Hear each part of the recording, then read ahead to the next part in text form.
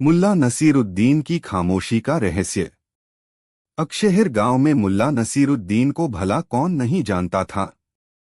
उनकी बुद्धिमत्ता, उनकी हाजिर जवाबी, उनके चुटकुले और उनकी कहानियां गांव के हर कोने में गूंजती थीं। चाहे बाजार हो, मस्जिद हो या गांव का चौपाल, जहां मुल्ला होते थे वहां रौनक होती थी, ज्ञान की बातें होती थीं और अक्सर खूब हंसी मजाक होता था।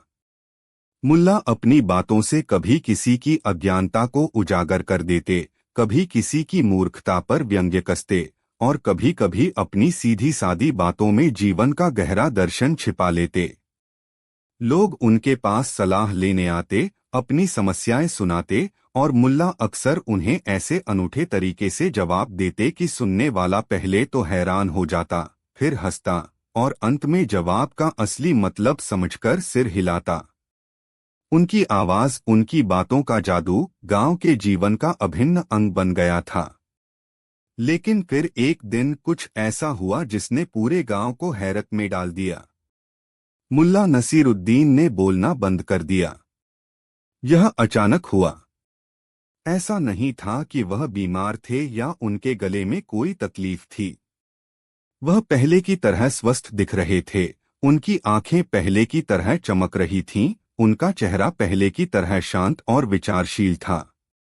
बस उनके मुंह से एक भी शब्द नहीं निकल रहा था। शुरुआत में तो लोगों ने ज्यादा ध्यान नहीं दिया। शायद मुल्ला किसी गहरी सोच में होंगे या शायद उनका मूड नहीं होगा। लेकिन जब दिन बीतते गए और मुल्ला की खामोशी टूट नहीं रही थी, तो गांव वालों की चिंता बढ़ने लगी। सबसे पहले उनके पड़ोसियों ने कोशिश की। वे मुल्ला के घर गए, उनका हालचाल पूछा। मुल्ला जी, क्या बात है? आप बोल क्यों नहीं रहे हैं? क्या कोई परेशानी है? उन्होंने कई सवाल पूछे, लेकिन मुल्ला ने सिर्फ उन्हें देखा, उनके सवालों को सुना और सिर हिला दिया। कभी स्वीकृति में, कभी शायद समझने के संकेत में, लेकिन कोई शब्द नहीं। फिर गांव के कुछ प्रतिष्ठित लोग आए। काजी साहब आए, जो गांव के न्यायाधीश थे। उन्होंने बड़े सम्मान से मुल्ला से पूछा, मुल्ला साहब, आपकी खामोशी हमें चिंतित कर रही है। क्या कोई बात है जो आप साझा करना चाहते हैं? शायद हम आपकी कुछ मदद कर सकें। मुल्ला ने उनकी बात ध्यान से सुनी, उनके चेहरे पर सहानुभूति का भाव आया, लेकिन उनकी जुबान बंद ही रही। गांव के बच्चे, जो मुल्ला की कहानियों के दीवाने थे, उनके पास आए और उनके चारों ओर इकट्ठा हो गए। उन्होंने मुल्ला के कपड़े खींचे, उनके हाथ पकड़े और चहकते हुए पूछा, मुल्ला जी, हमें कहानी सुनाओ ना। आज कौन सी कहानी सुनाओगे? मुल्ला ने बच्चों को प्यार से देखा, उनके सिर पर हाथ फेरा, उनकी मासूमियत पर मुस्कुराए, लेकिन उनकी खामोशी बच्चों के चंचल शोर में भी बनी रही। गांव के लोग तरह तरह की अटकलें लगाने लगे। कोई कहता कि मुल्ला ने दुनिया की सारी बातें कह ली हैं, अब कहने को कुछ बचा ही नहीं है। कोई कहता कि शायद उन्होंने कोई मन्नत मानी हो। कोई तो यहाँ तक कहने लगा कि शायद मुल्ला पर किसी बुरी आत्मा का साया पड़ गया हो, जिसने उनकी आवाज छीन ली हो। अफवाहें जंगल की आग की तरह फैलने लगीं। कुछ लोगों ने मुल्ला को उकसाने की कोशिश की। उन्होंने उनके सामने बहसें शुरू की, जानबूझकर गलत बातें कहीं, उनकी मूर्खतापूर्ण आलोचना की, यह सोचकर कि मुल्ला अपनी आदत के अनुसार प्रतिक्रिया देंगे और बोल पड़ेंगे। एक दिन एक शरारती नौजवान ने मुल्ला के गधे के कान में जोर से चिल्लाकर उसे डरा दिया। गधा भागा और लगभग मुल्ला से टकरा गया। मुल्ला ने अपनी लाठी से नौजवान को रोकने का इशारा किया। उनकी आंखों में नाराजगी थी, लेकिन फिर भी उन्होंने एक शब्द नहीं कहा। नौजवान निराश होकर चला गया। गांव वालों के लिए यह खामोशी असहनीय होती जा रही थी। मुल्ला की बातें उनके जीवन का हिस्सा थीं, उनकी अनुपस्थिति से एक खालीपन आ गया था। वे मुल्ला के पास जाते, उनसे बात करने की कोशिश करते, अपनी समस्याएं सुनाते। मुल्ला उन्हें सुनते, उनकी आंखों में देखते और कभी कभी अपने हाव भाव से प्रतिक्रिया देते। उदाहरण के लिए, एक बार दो पड़ोसी एक जमीन के टुकड़े पर झगड़ रहे थे। दोनों अपना अपना दावा पेश कर रहे थे और बात सुलझ नहीं रही थी। वे मुल्ला के पास आए, अपनी पूरी कहानी सुनाई। मुल्ला शांत बैठे उनकी बातें सुनते रहे। जब दोनों चुप हो गए तो मुल्ला उठे, उनके साथ विवादित जमीन पर गए। उन्होंने जमीन को देखा, फिर दोनों पड़ोसियों को देखा। फिर उन्होंने जमीन पर झुके और दोनों हाथों में मिट्टी उठाई। उन्होंने मिट्टी को देखा, उसे सूंघा और फिर उसे वापस जमीन पर रख दिया। उन्होंने दोनों पड़ोसियों की ओर देखा और धीरे से सिर हिलाया। उनका इशारा स्पष्ट था, यह जमीन किसी की नहीं है, यह तो बस मिट्टी है। तुम दोनों इस पर अपना हक जता रहे हो, जबकि अंत में तुम दोनों इसी मिट्टी में मिल जाओगे। यह खामोश जवाब इतना शक्तिशाली था कि दोनों पड़ोसी एक दूसरे का मुंह देखने लगे। उन्हें अपनी मूर्खता का एहसास हुआ और उन्होंने अपना झगड़ा खत्म कर लिया। एक और बार गांव में अकाल पड़ने वाला था। बारिश नहीं हो रही थी और फसलें सूख रही थीं। लोग चिंतित थे और प्रार्थना सभाएं आयोजित कर रहे थे। उन्होंने मुल्ला से भी प्रार्थना में शामिल होने का अनुरोध किया। मुल्ला उनके साथ गए। उन्होंने सबके साथ आसमान की ओर देखा। गांव वाले जोर जोर से प्रार्थना कर रहे थे, गिड़गिड़ा रहे थे। मुल्ला शांत खड़े रहे, उनकी आंखें आसमान में स्थिर थीं। उनकी खामोशी चीखती हुई प्रार्थनाओं के बीच एक अजीब शांति लेकर आई। ऐसा लगा मानो उनकी खामोशी सीधे आसमान से बात कर रही हो, किसी ऐसी भाषा में जिसे शब्द व्यक्त नहीं कर सकते। कुछ दिनों बाद हल्की बूंदाबांदी शुरू हुई, जिसने लोगों की उम्मीदें जगा दीं। लोगों ने कहा कि यह मुल्ला की खामोश प्रार्थना का ही फल है। उनकी खामोशी में एक अजीब गरिमा आ गई थी। जहां पहले उनकी बातों में वजन होता था, अब उनकी खामोशी में एक अथाह गहराई थी। लोग उनके पास जाते, उनसे सवाल पूछते, भले ही जानते हों कि जवाब नहीं मिलेगा। उन्हें लगता था कि मुल्ला की उपस्थिति मात्र से, उनकी शांत आंखों से, उन्हें अपने सवालों के जवाब मिल जाते हैं, या कम से कम उन पर सोचने की दिशा मिल जाती है। गांव के कुछ नौजवान, जो आधुनिक विचारों से प्रभावित थे, इस खामोशी को पाखंड मानने लगे। उन्होंने कहा कि मुल्ला बूढ़े हो गए हैं और बोलने की शक्ति खो दी है, और इसे किसी रहस्यमय खामोशी का नाम दिया जा रहा है। उन्होंने मुल्ला का मजाक उड़ाया। एक दिन उन्होंने मुल्ला के सामने खड़े होकर उन्हें खूब भला बुरा कहा, उनकी खामोशी का उपहास किया।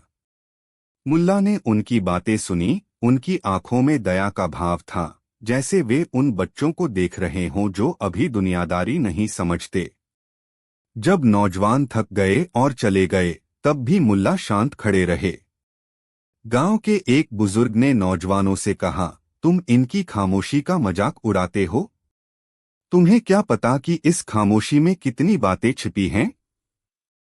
तुम्हारी सारी बातें मिलकर भी शायद उतनी गहरी नहीं होंगी जितनी इनकी एक सांस है। मुल्ला की खामोशी का रहस्य गहराता जा रहा था। क्या वह वाकई कोई मन्नत थी? क्या वह किसी ईश्वरीय संकेत का पालन कर रहे थे? क्या उन्होंने सचमुच दुनिया की सारी बातें कह डाली थीं? फिर एक दिन एक बहुत ही बूढ़ा और ज्ञानी सूफी संत गांव से गुजर रहे थे। उन्होंने मुल्ला नसीरुद्दीन की खामोशी के बारे में सुना। वे मुल्ला से मिलने उनके घर गए। गांव वाले इकट्ठा हो गए, यह देखने के लिए कि क्या यह संत मुल्ला को बुलवा पाएंगे। संत मुल्ला के सामने बैठे। दोनों एक दूसरे को देखते रहे। कोई बात नहीं हुई। बस दो गहरी आत्माएं एक दूसरे की उपस्थिति महसूस कर रही थीं। समय रुक सा गया था। संत ने मुल्ला की आंखों में देखा और मुल्ला ने संत की आंखों में। संत ने धीरे से मुस्कुराया। मुल्ला ने भी हल्की सी मुस्कान दी। फिर संत उठे और चले गए। गांव वालों ने संत से पूछा, हुजूर, क्या आपने मुल्ला की खामोशी का रहस्य जाना? वह क्यों नहीं बोल रहे हैं? संत ने जवाब दिया, मुल्ला बोल रहे हैं। वह उस भाषा में बोल रहे हैं जिसे सुनने के लिए कान नहीं, दिल चाहिए। उनकी खामोशी चीख चीख कर कह रही है कि दुनिया में ज्यादातर बातें व्यर्थ हैं। लोग बोलते हैं ताकि अपनी अज्ञानता को छुपा सकें, अपने डर को दबा सकें या दूसरों पर अपना प्रभाव जमा सकें। मुल्ला ने देख लिया है कि शब्द अक्सर अर्थ को बिगाड़ देते हैं। सच्चा संवाद शब्दों के पार होता है। संत ने आगे समझाया, मुल्ला की खामोशी हमें सिखा रही है कि सुनने का क्या महत्व है। जब कोई बोलता नहीं है तो दूसरे लोग उसकी बातों को याद करते हैं, उन पर चिंतन करते हैं। मुल्ला की खामोशी ने गांव वालों को खुद सोचने पर मजबूर कर दिया है। जहां पहले वे मुल्ला से जवाब की उम्मीद करते थे, अब वे खुद जवाब खोजने लगे हैं। यह खामोशी अज्ञानता की नहीं, ज्ञान की पराकाष्ठा है। यह उस व्यक्ति की खामोशी है जिसने सत्य को जान लिया है और पाया है कि सत्य को शब्दों में बांधना असंभव है। संत की बातें सुनकर गांव वाले शांत हो गए। उन्होंने पहले कभी इस दृष्टिकोण से मुल्ला की खामोशी के बारे में नहीं सोचा था। उन्होंने महसूस किया कि मुल्ला की चुप्पी ने उन्हें अधिक ऑब्जर्वेंट, ध्यान देने वाला और थॉटफुल, विचारशील बना दिया था। वे अब एक दूसरे की बातों को ज्यादा ध्यान से सुनते थे, क्योंकि उन्हें पता था कि हर बात का महत्व हो सकता है और अनावश्यक बातें करना समय बर्बाद करना है। बाजार का शोर कुछ कम हो गया था, बेवजह की गपशप घट गई थी। लोग अब बोलते कम थे और सोचते ज्यादा थे। मुल्ला की खामोशी ने उन्हें दिखाया था कि शब्दों का प्रयोग कितनी सावधानी से करना चाहिए। हर शब्द का वजन होता है और जब शब्द कम होते हैं तो उनका वजन और भी बढ़ जाता है। मुल्ला ने उन्हें यह भी सिखाया था कि कभी कभी सिर्फ उपस्थित रहना, सुनना और महसूस करना ही काफी होता है। किसी दुखी व्यक्ति के पास बैठकर खामोशी से उसकी बात सुनना, किसी भ्रमित व्यक्ति को बिना कुछ कहे सिर्फ धैर्य से देखना, यह सब शब्दों से कहीं अधिक सुकून देने वाला और मार्गदर्शक हो सकता है। मुल्ला की खामोशी गांव के लिए एक जीवित सबक बन गई थी। यह उन्हें सिखा रही थी कि असली ज्ञान बाहरी शोर में नहीं, बल्कि आंतरिक शांति और चिंतन में पाया जाता है। यह बता रही थी कि दुनिया को समझने के लिए सिर्फ बोलना ही काफी नहीं है, बल्कि देखना, सुनना, महसूस करना और सबसे बढ़कर सोचना महत्वपूर्ण है। मुल्ला नसीरुद्दीन ने अपनी खामोशी से वह कह दिया था जो शायद वह हजारों शब्दों में भी नहीं कह पाते। उन्होंने गांव वालों को शब्दों के महत्वहीन होने का नहीं, बल्कि उनके सही और संतुलित प्रयोग का महत्व समझाया था। उन्होंने सिखाया था कि कब बोलना चाहिए और कब खामोश रहना चाहिए। और शायद उन्होंने यह भी सिखाया था कि कुछ रहस्य ऐसे होते हैं जिन्हें सिर्फ खामोशी ही बता सकती है।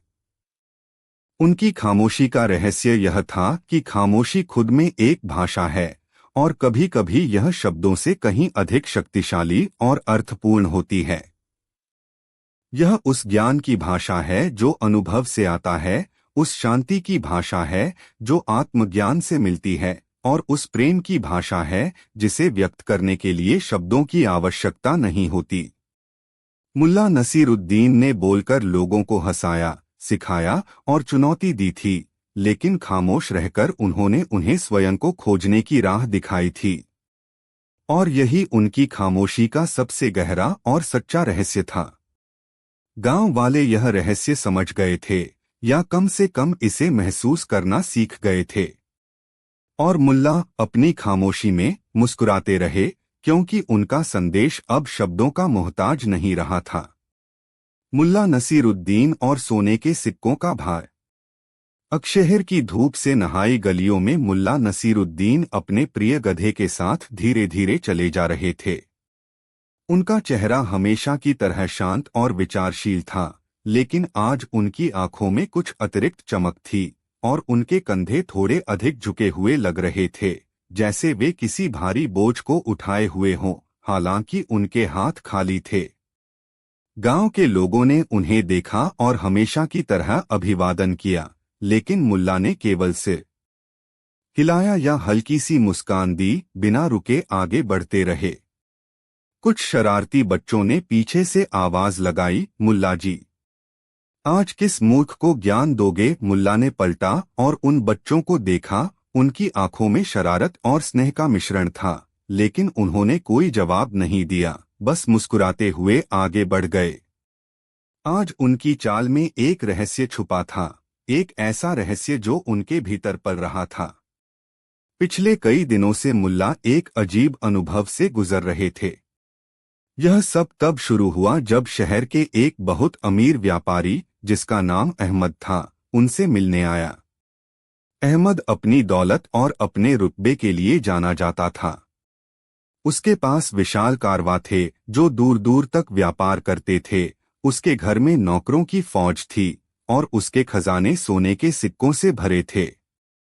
लेकिन अहमद खुश नहीं था। उसकी आंखों में चिंता थी, उसके माथे पर शिकन थी और उसकी बातें तनाव से भरी थीं। वह मुल्ला के पास आया और हाथ जोड़कर बोला, मुल्ला साहब, आप ज्ञानी हैं, अनुभवी हैं, मेरी मदद कीजिए। मुल्ला ने उसे बैठने का इशारा किया और पूछा, बताओ व्यापारी, तुम्हारी क्या समस्या है? तुम्हारा चेहरा उदास क्यों है जबकि तुम्हारा खजाना भरा हुआ है? अहमद ने आह भरी और बोला, मुल्ला साहब, यही तो मेरी समस्या है। मेरे पास सब कुछ है, लेकिन मुझे शांति नहीं है। मुझे हमेशा चिंता लगी रहती है। अपने व्यापार की चिंता, अपने धन की सुरक्षा की चिंता, अपने दुश्मनों की चिंता, अपने भविष्य की चिंता। मैं रात को सो नहीं पाता। हर आहट मुझे जगा देती है। मुझे लगता है कि कोई मेरा धन चुरा लेगा, या मेरा व्यापार चौपट हो जाएगा, या मेरे प्रतिद्वंद्वी मुझे नुकसान पहुंचाएंगे। इस दौलत ने मेरा सुख चैन छीन लिया है। अहमद ने आगे कहा, मैंने बहुत दान किया है, गरीबों की मदद की है, मस्जिदें बनवाई हैं, लेकिन फिर भी यह डर, यह चिंता मुझे छोड़ती नहीं। मुझे लगता है कि यह सारा सोना मेरे लिए भार बन गया है, एक ऐसा भार जिसे मैं ढो नहीं पा रहा हूं। मैंने सुना है कि आप जीवन के रहस्यों को जानते हैं। क्या आप मुझे बता सकते हैं कि इस भार से मुक्ति कैसे मिलेगी? इस दौलत को मैं त्यागना भी नहीं चाहता, क्योंकि यह मेरी मेहनत का फल है, लेकिन इसके साथ जीना भी मुश्किल हो गया है। मुल्ला ने ध्यान से अहमद की बातें सुनी। उनकी आंखों में कोई आश्चर्य नहीं था, जैसे उन्होंने पहले भी ऐसी कहानियां सुनी हो। उन्होंने कुछ देर सोचा, फिर बोले, व्यापारी, तुम्हारी समस्या दौलत की नहीं है, बल्कि उस दौलत के प्रति तुम्हारे लगाव और उसके खोने के डर की है। दौलत एक शक्ति है, लेकिन यह एक परीक्षा भी है। इसे कैसे इस्तेमाल किया जाता है, यही मायने रखता है। मुल्ला ने थोड़ी देर रुककर कहा, मैं तुम्हें एक उपाय बता सकता हूं, लेकिन यह थोड़ा अजीब है। क्या तुम इसे आजमाने का साहस रखते हो? अहमद, जो डेस्परेट था, तुरंत सहमत हो गया। हाँ मुल्ला साहब, मैं कुछ भी करने को तैयार हूं। बस मुझे इस बोझ से मुक्ति चाहिए। मुल्ला ने कहा, ठीक है। कल सुबह मेरे घर आना और अपने साथ अपना सबसे बड़ा खजाना लेकर आना। अहमद थोड़ा हैरान हुआ। उसने सोचा कि मुल्ला शायद दान करने के लिए कहेंगे, लेकिन अपना सबसे बड़ा खजाना लेकर आने का क्या मतलब हो सकता है? फिर भी उसने मुल्ला की बात मानी। अगले दिन सुबह अहमद एक बड़ी छाती लेकर मुल्ला के घर पहुंचा। छाती बहुत भारी थी और दो नौकर उसे उठाकर लाए थे। छाती सोने के सिक्कों से भरी हुई थी, शायद उसके खजाने का सबसे मूल्यवान हिस्सा। अहमद ने छाती मुल्ला के सामने रख दी और पूछा, मुल्ला साहब, यह मेरा सबसे बड़ा खजाना है। अब क्या करूं? मुल्ला ने छाती को देखा, उसकी आंखों में एक शरारती चमक थी। उन्होंने कहा, ठीक है, अब तुम्हें यह छाती मेरे साथ गांव भर में लेकर चलनी होगी। अकेले अहमद चौंक गया। क्या? अकेले? यह बहुत भारी है मुल्ला साहब। और गांव भर में क्यों? मुल्ला ने मुस्कुराते हुए कहा, यही उपाय है व्यापारी। तुम्हें यह भार खुद उठाना होगा और लोगों को दिखाना होगा कि तुम्हारे पास कितना सोना है। अहमद को यह बात बिल्कुल समझ नहीं आई। उसे लगा मुल्ला उसका मजाक उड़ा रहे हैं। उसने कहा, लेकिन मुल्ला साहब, यह मेरी समस्या का हल कैसे होगा? यह तो मेरी चिंता और बढ़ा देगा। लोग देखेंगे तो लालच करेंगे, खतरा और बढ़ जाएगा। मुल्ला ने धीमे स्वर में कहा, कभी कभी किसी चीज का भार उठाने से ही उस भार का असली अर्थ समझ में आता है। बस मेरी बात मानो। यह छाती उठाओ और मेरे साथ चलो। अहमद के पास कोई विकल्प नहीं था।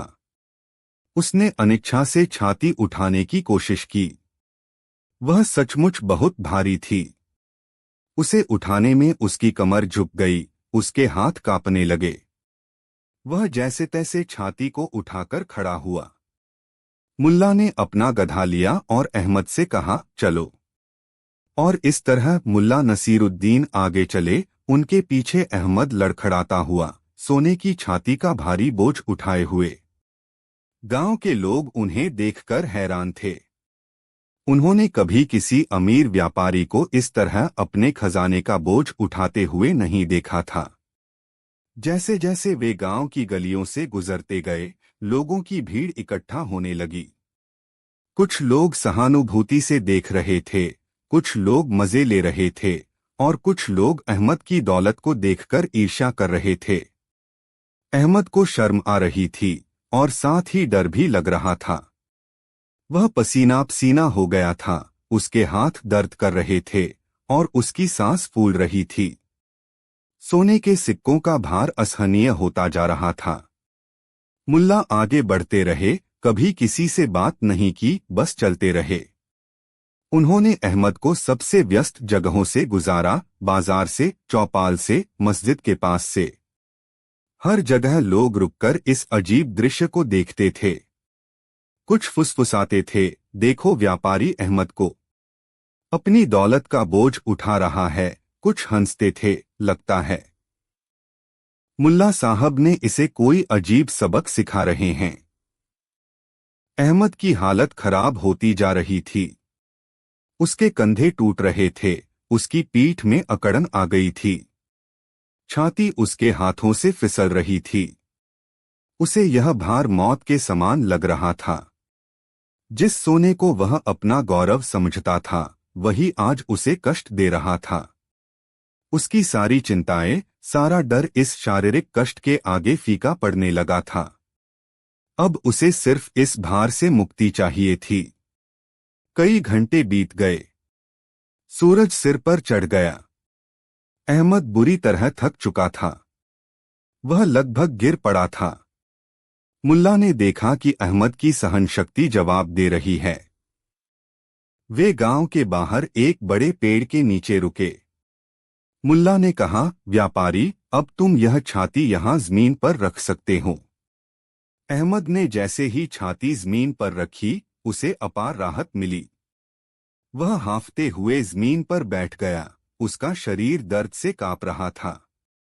उसने दर्द भरी नजरों से सोने की छाती को देखा, जो अब उसे किसी खूबसूरत चीज की बजाय एक भयानक राक्षस की तरह लग रही थी।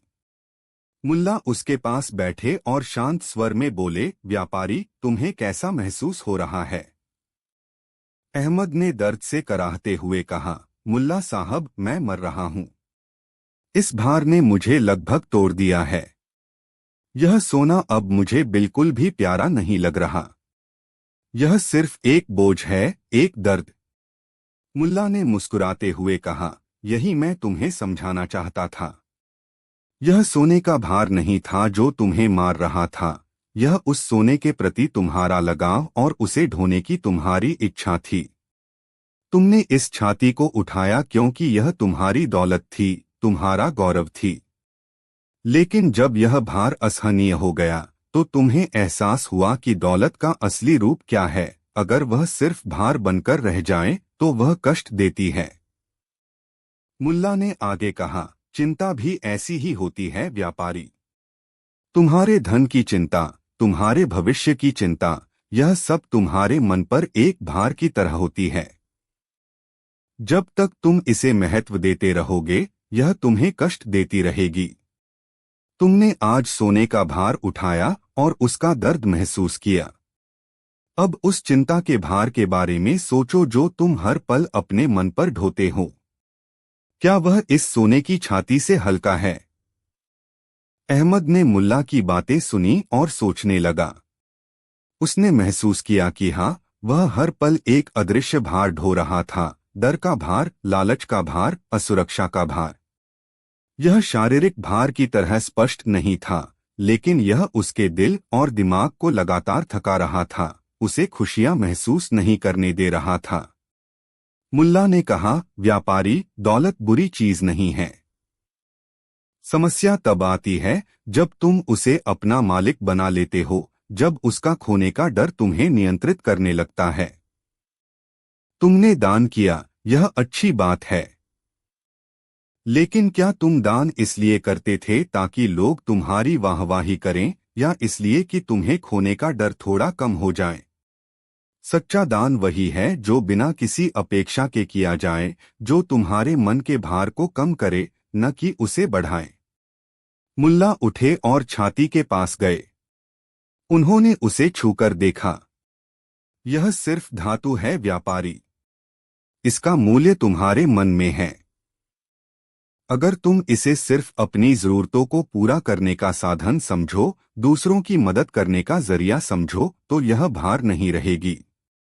लेकिन अगर तुम इसे अपनी पहचान बना लो, अपनी सुरक्षा का एकमात्र आधार मान लो, तो यह तुम्हें कुचल देगी। उन्होंने अहमद की ओर देखा। तुम्हें इस भार से मुक्ति पाने के लिए इसे त्यागने की आवश्यकता नहीं है। तुम्हें बस इसके प्रति अपने दृष्टिकोण को बदलने की आवश्यकता है। इसे अपने ऊपर हावी मत होने दो। इसे नियंत्रित करो, इसका सदुपयोग करो। और याद रखो, असली खजाना तुम्हारे मन की शांति है, तुम्हारा स्वास्थ्य है, और तुम्हारे आसपास के लोगों का प्यार है। यह चीजें किसी छाती में बंद नहीं की जा सकती, और न ही इन्हें कोई चुरा सकता है। अहमद ने मुल्ला की बातें गहराई से सुनी। आज उसने दौलत का असली भार महसूस किया था, और मुल्ला के शब्दों ने उसे उस भार का मानसिक पहलू समझाया था। उसे समझ आया कि उसकी चिंता का असली कारण बाहर नहीं, बल्कि उसके भीतर था। दौलत तो केवल एक निमित्त मात्र थी। अब क्या करूं मुल्ला साहब? अहमद ने पूछा। उसकी आवाज में थकावट और नई समझ का मिश्रण था। मुल्ला ने मुस्कुराया। अब इस छाती को वापस ले जाओ, लेकिन इस बार इसे एक भार की तरह नहीं, बल्कि एक साधन की तरह देखो। और जब भी तुम्हें फिर से चिंता महसूस हो, इस दिन को याद करना, और याद करना कि असली भार कहाँ था, तुम्हारे कंधों पर या तुम्हारे मन पर। अहमद ने फिर से छाती उठाई। वह अभी भी भारी थी, लेकिन अब उसका मन थोड़ा हल्का महसूस कर रहा था। उसे उस भार का अर्थ समझ आ गया था। वह मुल्ला का धन्यवाद करके धीरे धीरे गांव की ओर वापस चल दिया।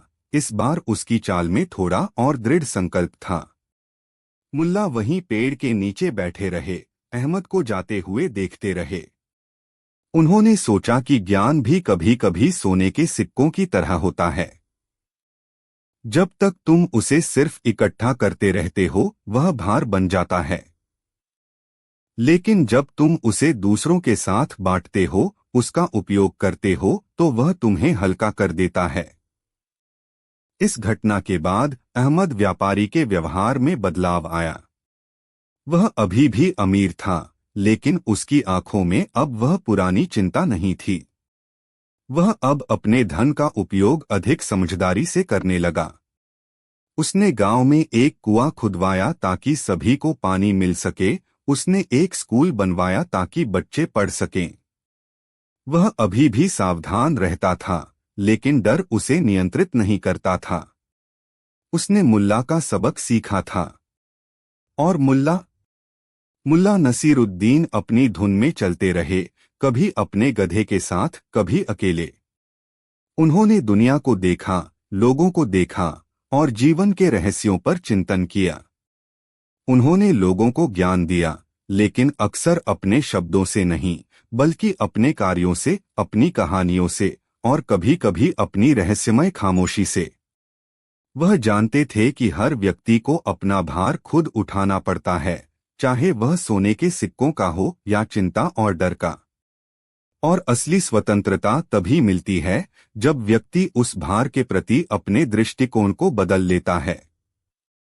दौलत का भार केवल वही महसूस करता है जिसने उसे अपना सब कुछ मान लिया हो। जिसके लिए दौलत केवल एक साधन है, उसके लिए वह भार नहीं, बल्कि एक सुविधा है। मुल्ला नसीरुद्दीन की यह कहानी अकशहर में फैल गई। लोगों ने व्यापारी अहमद में आया बदलाव देखा और मुल्ला की बुद्धिमत्ता को एक बार फिर सराहा। उन्होंने सीखा कि दौलत का मूल्य उसकी मात्रा में नहीं, बल्कि उसे संभालने के तरीके में है। और जीवन के असली खजाने अक्सर वे होते हैं जिन्हें हम देख या छू नहीं सकते, जैसे मन की शांति, संतोष और दूसरों के प्रति दया। इस कहानी का रहस्य यह था कि भौतिक भार और मानसिक भार में कोई अंतर नहीं है, अगर हम उनसे चिपके रहें और उन्हें अपने ऊपर हावी होने दें। मुल्ला ने अहमद को शारीरिक रूप से सोने का भार उठवाकर उसे उस मानसिक भार का एहसास कराया जो वह हर दिन ढो रहा था। और इस एहसास ने ही उसे उस भार से मुक्ति पाने का रास्ता। मुल्ला साहब ने इसे कोई अजीब सबक सिखा रहे हैं। अहमद की हालत खराब होती जा रही थी। उसके कंधे टूट रहे थे, उसकी पीठ में अकड़न आ गई थी, छाती उसके हाथों से फिसल रही थी। उसे यह भार मौत के समान लग रहा था। जिस सोने को वह अपना गौरव समझता था, वही आज उसे कष्ट दे रहा था। उसकी सारी चिंताएं, सारा डर इस शारीरिक कष्ट के आगे फीका पड़ने लगा था। अब उसे सिर्फ इस भार से मुक्ति चाहिए थी। कई घंटे बीत गए। सूरज सिर पर चढ़ गया। अहमद बुरी तरह थक चुका था। वह लगभग गिर पड़ा था। मुल्ला ने देखा कि अहमद की सहन शक्ति जवाब दे रही है। वे गांव के बाहर एक बड़े पेड़ के नीचे रुके। मुल्ला ने कहा, व्यापारी, अब तुम यह छाती यहां जमीन पर रख सकते हो। अहमद ने जैसे ही छाती जमीन पर रखी, उसे अपार राहत मिली। वह हांफते हुए जमीन पर बैठ गया। उसका शरीर दर्द से कांप रहा था। उसने दर्द भरी नजरों से सोने की छाती को देखा, जो अब उसे किसी खूबसूरत चीज की बजाय एक भयानक राक्षस की तरह लग रही थी। मुल्ला उसके पास बैठे और शांत स्वर में बोले, व्यापारी, तुम्हें कैसा महसूस हो रहा है? अहमद ने दर्द से कराहते हुए कहा, मुल्ला साहब, मैं मर रहा हूं। इस भार ने मुझे लगभग तोड़ दिया है। यह सोना अब मुझे बिल्कुल भी प्यारा नहीं लग रहा। यह सिर्फ एक बोझ है, एक दर्द। मुल्ला ने मुस्कुराते हुए कहा, यही मैं तुम्हें समझाना चाहता था। यह सोने का भार नहीं था जो तुम्हें मार रहा था, यह उस सोने के प्रति तुम्हारा लगाव और उसे ढोने की तुम्हारी इच्छा थी। तुमने इस छाती को उठाया क्योंकि यह तुम्हारी दौलत थी, तुम्हारा गौरव थी। लेकिन जब यह भार असहनीय हो गया, तो तुम्हें एहसास हुआ कि दौलत का असली रूप क्या है। अगर वह सिर्फ भार बनकर रह जाए, तो वह कष्ट देती है। मुल्ला ने आगे कहा, चिंता भी ऐसी ही होती है व्यापारी। तुम्हारे धन की चिंता, तुम्हारे भविष्य की चिंता, यह सब तुम्हारे मन पर एक भार की तरह होती है। जब तक तुम इसे महत्व देते रहोगे, यह तुम्हें कष्ट देती रहेगी।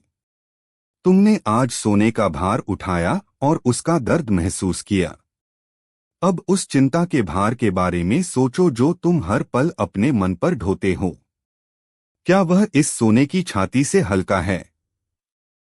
अहमद ने मुल्ला की बातें सुनी और सोचने लगा। उसने महसूस किया कि हाँ, वह हर पल एक अदृश्य भार ढो रहा था, डर का भार, लालच का भार, असुरक्षा का भार।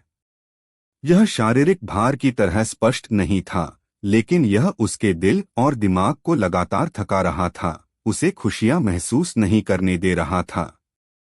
मुल्ला ने कहा, व्यापारी, दौलत बुरी चीज नहीं है। समस्या तब आती है जब तुम उसे अपना मालिक बना लेते हो, जब उसका खोने का डर तुम्हें नियंत्रित करने लगता है।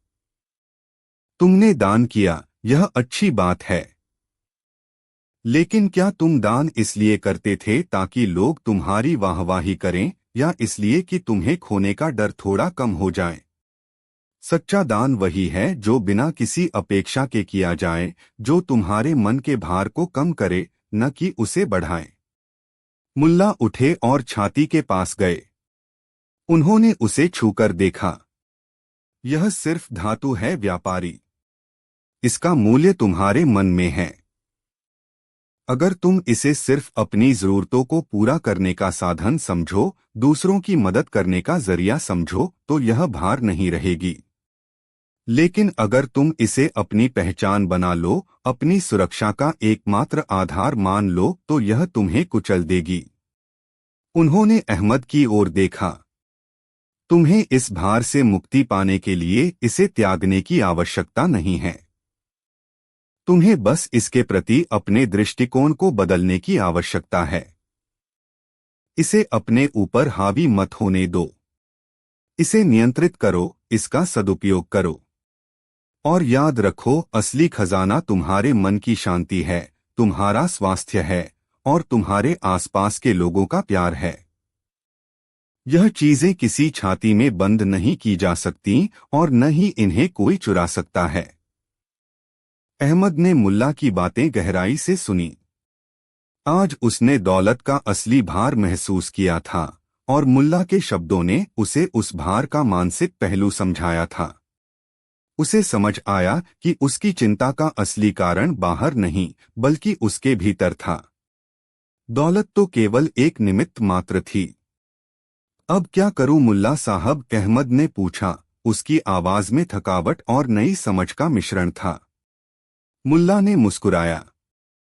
अब इस छाती को वापस ले जाओ, लेकिन इस बार इसे एक भार की तरह नहीं, बल्कि एक साधन की तरह देखो। और जब भी तुम्हें फिर से चिंता महसूस हो, इस दिन को याद करना, और याद करना कि असली भार कहाँ था, तुम्हारे कंधों पर या तुम्हारे मन पर। अहमद ने फिर से छाती उठाई। वह अभी भी भारी थी, लेकिन अब उसका मन थोड़ा हल्का महसूस कर रहा था। उसे उस भार का अर्थ समझ आ गया था। वह मुल्ला का धन्यवाद करके धीरे धीरे गांव की ओर वापस चल दिया। इस बार उसकी चाल में थोड़ा और दृढ़ संकल्प था। मुल्ला वहीं पेड़ के नीचे बैठे रहे, अहमद को जाते हुए देखते रहे। उन्होंने सोचा कि ज्ञान भी कभी कभी सोने के सिक्कों की तरह होता है। जब तक तुम उसे सिर्फ इकट्ठा करते रहते हो, वह भार बन जाता है। लेकिन जब तुम उसे दूसरों के साथ बांटते हो, उसका उपयोग करते हो, तो वह तुम्हें हल्का कर देता है। इस घटना के बाद अहमद व्यापारी के व्यवहार में बदलाव आया। वह अभी भी अमीर था, लेकिन उसकी आंखों में अब वह पुरानी चिंता नहीं थी। वह अब अपने धन का उपयोग अधिक समझदारी से करने लगा। उसने गांव में एक कुआं खुदवाया ताकि सभी को पानी मिल सके। उसने एक स्कूल बनवाया ताकि बच्चे पढ़ सकें। वह अभी भी सावधान रहता था, लेकिन डर उसे नियंत्रित नहीं करता था। उसने मुल्ला का सबक सीखा था। और मुल्ला नसीरुद्दीन अपनी धुन में चलते रहे, कभी अपने गधे के साथ, कभी अकेले।